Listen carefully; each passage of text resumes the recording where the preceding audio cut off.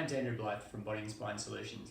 Today I want to talk to you about ways you can manage arm pain.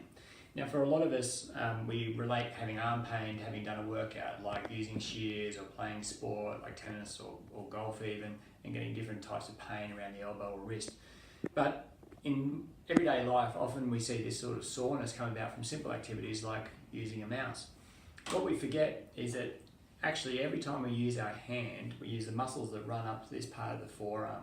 And as you can see, as I move and clench my fist and wiggle my fingers, you can see how the muscle activity comes all the way back up here to the arm. And so when you're doing activities like using a mouse, people often think, well, I'm just resting my arm, how could it be bothering me? But as you notice, when I pop my fingers up here ready to press the mouse or to move the little scrolling wheel, with my fingers up like that, these muscles along here are actually contracted. Now, any muscle that stays contracted for a period of time ends up feeling tired and fatigued and sore.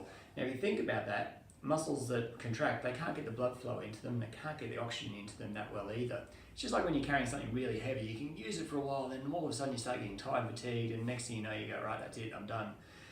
But in a muscle like this, in the forearm, when you're using the mouse, it takes a lot longer for that same amount of tension to build up or that feeling to build up, but nonetheless, it's happening.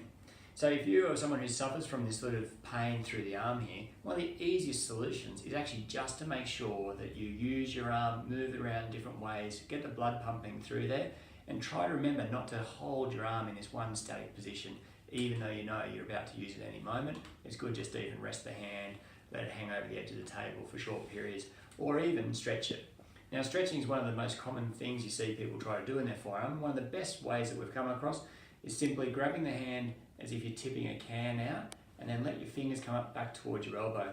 When you do this and you pull lightly on your fingers back towards you, or on the palm of your hand here, you'll get a stretch up through these muscles. It feels very nice to do, so you hold for 5 or 10 seconds, let your arm out, wiggle it around a little bit, and then repeat again. And you should really feel that stretch through this part of your forearm.